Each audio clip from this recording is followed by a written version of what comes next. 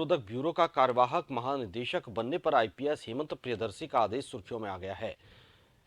हेमंत प्रियदर्शी की ओर से निकाले गए आदेश के तहत अब भ्रष्ट अधिकारियों कर्मचारियों को ट्रैप करने के बाद उनके नाम और फोटो जारी नहीं हो सकेंगे। एसीबी की ओर से केवल विभाग का नाम और पद की जानकारी सार्वजनिक की जाएगी। आदेश में साफ किया गया है कि जब तक आरोपी पर अपराध सिद्ध नहीं हो जाता तब तक उसकी फोटो और नाम मीडिया में या किसी अन्य व्यक्ति को नहीं दिया जाएगा। साथ ही जिस भी आरोपी को पकड़ा जाएगा उसकी सुरक्षा और मानवाधिकार की जिम्मेदारी ट्रैप करने वाले अधिकारी की रहेगी। एसीबी की ओर से निकाले गए इस आदेश को लेकर अब विवाद खड़ा हो गया है।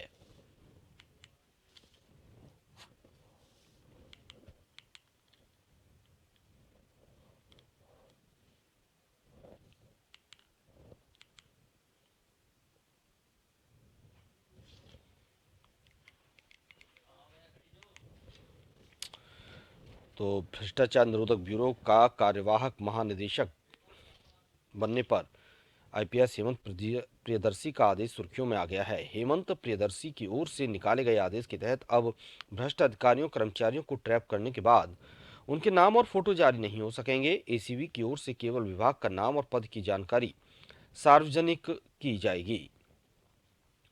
आदेश में साफ किया गया है कि जब तक आरोपी पर अपराध सिद्ध नहीं हो जाता तब तक उसकी फोटो और नाम मीडिया में या किसी अन्य व्यक्ति को नहीं दिया जाएगा। साथ ही जिस भी आरोपी को पकड़ा जाएगा उसकी सुरक्षा और मानवाधिकार की जिम्मेदारी ट्रैप करने वाले अधिकारी की रहेगी। एसीबी की ओर से निकाले गए इस आदेश को लेकर अब विवाद भी खड़ा हो गया है।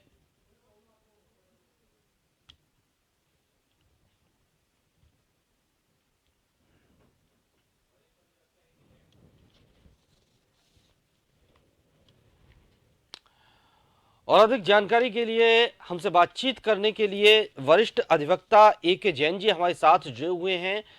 ए.के. जैन जी, बहुत बहुत स्वागत है आपका जन टीवी पर। जी, ए.के. जैन जी, भ्रष्टाचार निरोधक ब्यूरो के कार्यवाहक महानिदेशक बने आईपीएस हेमंत प्रियदर्शी का एक आदेश कि जो भी भ्रष्ट अधिकारी होगा ना तो उसका नाम और ना ही उसका चेहरा सार्वजनिक किया जाएगा। अब इसके बाद से लोगों की अपनी अपनी प्रतिक्रियाएं आ रही हैं, अपने अपने विचार भी सामने आ रहे हैं। आप किस तरह से इस आदेश को देखते हैं? देखिए, अगर कानूनी रूप से देखा जाए जी, तो कितनी सूचना अपराध के संबंध में ऑफिशियल इन्वेस्टिगेटिंग एजेंसीज द्वारा जी, बताई जाए या मीडिया को ब्रीफिंग की जाए, इस विषय में मामला अभी सर्वोच्च न्यायालय में लंबित है और ये मामला पीयूसीएल की एक रिट पर 1990 से लंबित है। इस मामले में अब पिछली सुनवाई 2017 में हुई थी और जब सुप्रीम कोर्ट ने केंद्र सरकार को, नेशनल ह्यूमन राइट कमीशन को और विभिन्न एजेंसीज को स्पष्ट कहा था कि वो ये बताएं कि media reporting, media briefing, reporting पर तो कोई रोक एमपी लोहिया के केस में नहीं लगाई है कि इन्वेस्टिगेटिंग एजेंसीज द्वारा अनुसंधान चलने के दौरान कितनी सूचना किस स्तर तक जा सकती है, इस विषय में निश्चित गाइडलाइंस बनाकर पेश करे, जो गाइडलाइंस अब तक बनाकर पेश नहीं हुई है। परंतु देवंगना कलिता के निर्णय के मामले में राजेंद्र चंद्र का एक बहुत पुराना जजमेंट है 2010 का, उसके मामले में और उसके बाद बॉम्बे हाई कोर्ट ने सो मोटो एक गोवा के मामले में एक निर्देश जारी किए हैं जिसमें ये कहा है कि ये जो परेड करने की प्रवृत्ति है तो अपराधों को, उसको रोक लगानी चाहिए। जो वनरेबल है इस थिंग्स है, क्योंकि यहाँ पर मामला आर्टिकल 21 जो व्यक्तिगत स्वतंत्रता का या डिग्निटी के साथ जीने का अधिकार है और जो आर्टिकल 19 है जो फ्री स्पीच का अधिकार है, उसके बीच संतुलन का मामला है। तो इस विषय में अभी तक क्योंकि कोई निश्चित गाइडलाइंस जारी नहीं हुई है, परंतु बार बार ये जरूर कहा है कि कम से कम मीडिया ब्रीफिंग्स इतनी नहीं करनी चाहिए कि बिना आपको, कई मामलों में तो सुप्रीम कोर्ट ने यह भी कहा है कि जब चार्ज लग जाए या जब आरोप पत्र प्रस्तुत हो जाए उसके बाद आप डिटेल डाइवर्ज करें, अन्यथा इन्वेस्टिगेशन रुकता है। और ये भी ध्यान रखें कि किस तरह के अपराधों में किस तरह के बारे में सूचना दी जा रही है, इसलिए इसका विवाद कुछ और हो सकता है। परंतु ये जो नोटिस निकला है ये अपने आप में पूरा इलीगल नहीं है, पर इसमें डिटेल्स नहीं दी गए हैं कि किस लेवल पर हम सूचना देंगे और किस लेवल पर नहीं देंगे। जी, लेकिन अगर ए.के. जैन जी, अगर इस आदेश को देखा जाए, दो एंगल से देखा जाए तो एक अच्छा भी है और एक में कई खामियां भी दिखाई दे रही हैं। अगर हम मान देखिए- लें कि जानकारी सार्वजनिक नहीं होगी उस व्यक्ति की, ठीक है, उसके साथ और भी जो उसके पीछे लोग जुड़े होंगे उन पर भी शिकंजा कसा जाएगा तब तक। और जाहिर है जब तक आरोप सिद्ध नहीं होता है तब तक वो दोषी नहीं माना जाता। माफ कीजिए।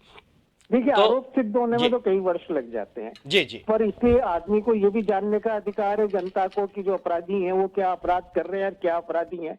तो इसीलिए कई बार सुप्रीम कोर्ट ने कहा कि एक बैलेंस लाइन इसके अंदर होनी चाहिए, क्योंकि आप किसी आदमी को ये भी छूट नहीं दे सकते कि उसके अपराधों की जानकारी किसी को नहीं हो, जी और जी ये भी बिल्कुल नहीं कह सकते कि निर्दोष आदमी बदनाम हो जाए। बिल्कुल तो बिल्कुल उन्होंने कहा एक गाइडलाइंस होनी चाहिए कि एक लिमिट तक आप सूचना दें, और ऐसी कोई सूचना नहीं दें जिससे अनुसंधान में फर्क पड़ता हो या उसके परिवारजनों और मिलने वालों का भी इन्वॉल्वमेंट इसमें होता है।